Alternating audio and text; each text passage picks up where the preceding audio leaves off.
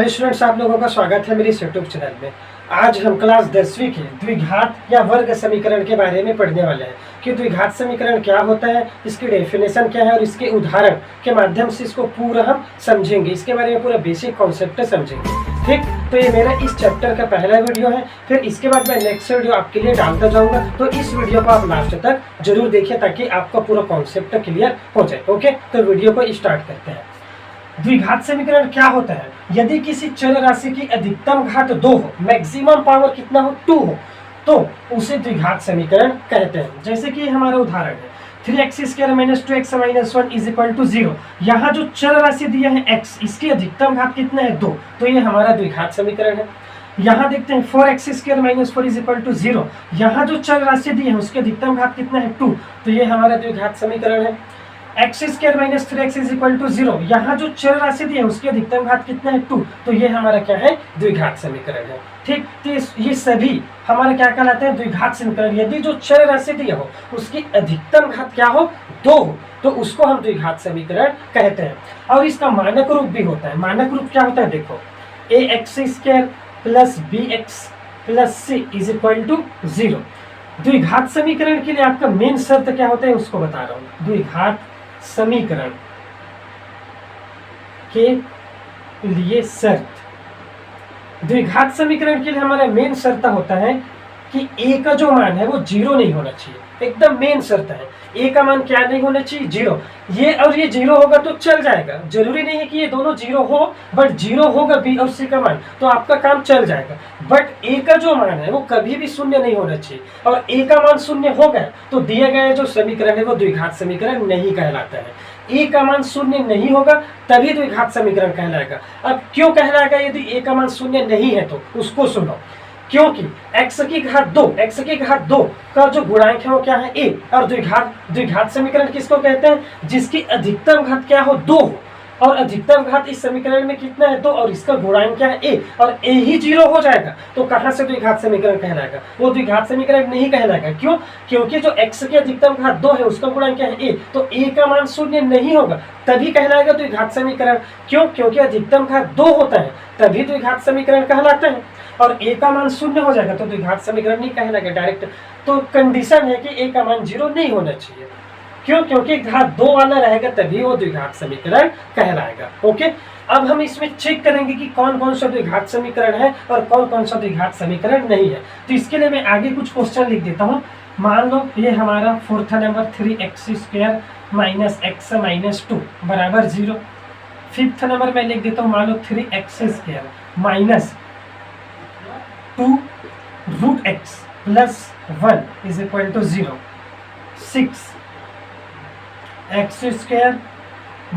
x की घात -1/2 + 2x + 2 = 0। अब यहाँ ये तो तीनों हमारा द्विघात समीकरण है ना? फर्स्ट से थर्ड तक का द्विघात समीकरण है ही। क्यों? क्योंकि इन तीनों में यहाँ x की स्क्वायर का गुणांक कितना है 3, जो कि a का मान 0 नहीं है। x के वर्ग का गुणांक 4, जो कि a का मान 0 नहीं है। यहाँ x के वर्ग का गुणांक क्या है 1, जो कि 0 नहीं है। तो ये तीनों तो द्विघात समीकरण है। और यहाँ भी देख रहे हैं x के वर्ग का गुणांक क्या है 3, और यहाँ bx मतलब bx वाला भी पद है, कांस्टेंट वाला भी पद है, ये भी द्विघात समीकरण है।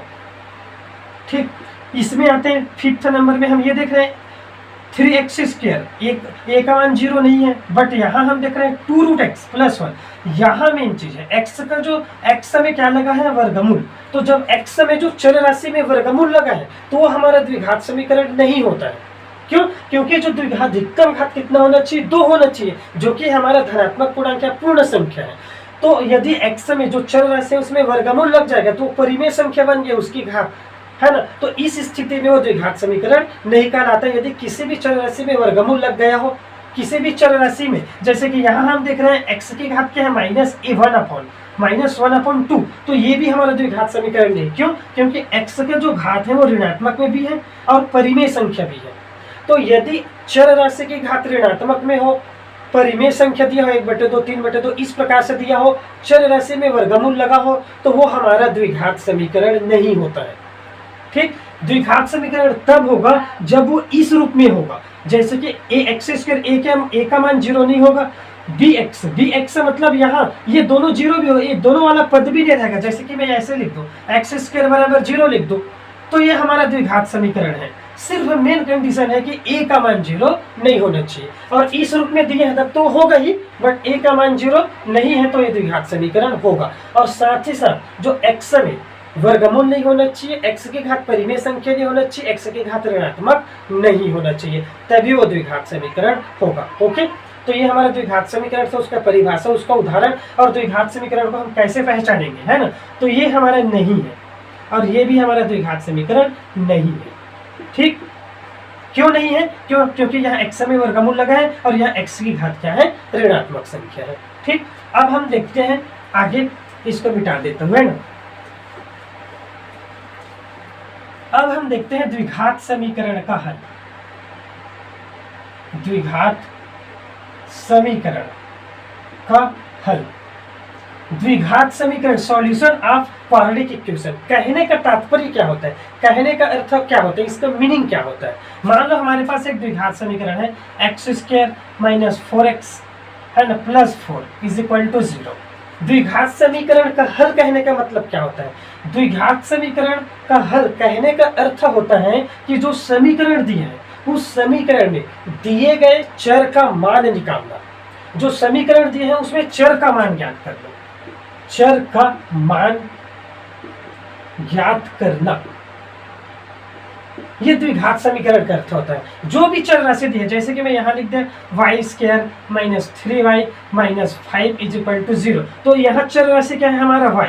तो यदि हम इस चर राशि y का मान ज्ञात करते हैं, और जो मान ज्ञात करने पर कुछ भी हमें मान प्राप्त हो जाता है, जैसे कि y बराबर 1 आ गया, 2 आ गया, या x बराबर 2, 4 कुछ भी आ गया, जो चर राशि का जो मान निकलता है उसी मान को हम कहते हैं द्विघात समीकरण का हल। ठीक, और उस मान को यदि मान ले हम इस द्विघात समीकरण में रख देते हैं, जैसे कि यहाँ x का मान, कुछ देर के लिए x का मान निकले 2, और इस 2 को हम यहाँ रखते हैं लेफ्ट में, तो जो राइट हैंड साइड है वो प्राप्त होना चाहिए, तो वो जो है उसका हल होता है।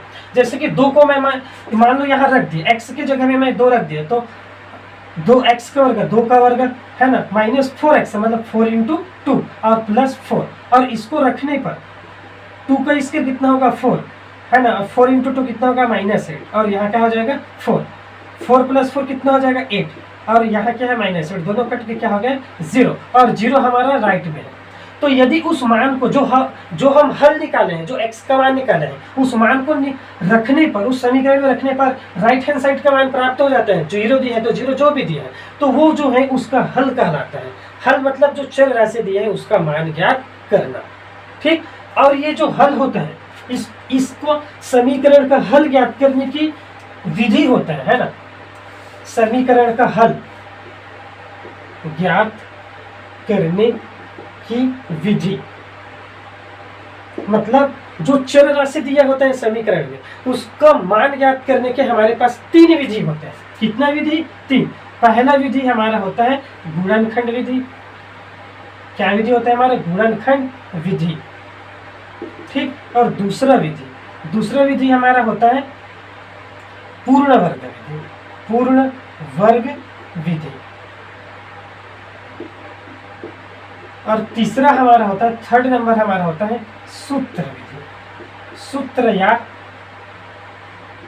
द्विघाती विधि कहते हैं। इसको सूत्र विधि के नाम से ज्यादा जाना जाता है, इसको सूत्र विधि के नाम से ज्यादा पहचानते हैं। ठीक, तो समीकरण, जो समीकरण दिया है और उसमें जो भी चर राशि दिया हो, x दिया हो, y दिया हो, z जो भी दिया हो चर राशि, उसका मान ज्ञात करने के लिए हमारे पास 3 विधि होता है। कितना विधि होता है? 3 विधि। पहला होता है गुणनखंड विधि, दूसरा होता है पूर्ण वर्ग विधि, और तीसरा होता है सूत्र या द्विघाती विधि। इन तीनों विधि से दिए गए समीकरण में चर राशि का मान ज्ञात किया जाता है।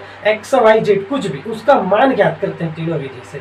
ठीक, तो इस विधि से हम किसी क्वेश्चन को कैसे हल करते हैं, इसको मैं क्रम से, है स्टेप बाय स्टेप, मैं नेक्स्ट वीडियो में आपको बताऊंगा। ठीक, मैं इसके लिए, इन तीनों विधि के लिए आपके लिए अलग अलग वीडियो बनाऊंगा ताकि आपको ये विधि पूरा क्लियर हो जाए। ठीक, मैंने इस वीडियो में क्वाड्रेटिक इक्वेशन, द्विघात समीकरण किसे कहते हैं उसके बारे में हमने पढ़ा, उसका डेफिनेशन पढ़ा, उसका उदाहरण पढ़ा, और उसको कैसे पहचानते हैं, हम कैसे जानेंगे कि ये द्विघात समीकरण है, उसके बारे में पढ़ा और उसको हल करने के कितने विधि होते हैं उसके बारे में डिस्कस किया।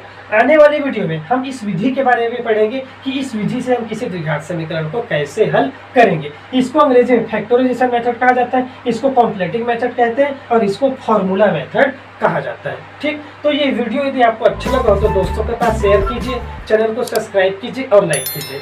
ठीक, मैं नेक्स्ट वीडियो आपके लिए जल्द ही लेकर आऊँगा। Okay, thanks for watching.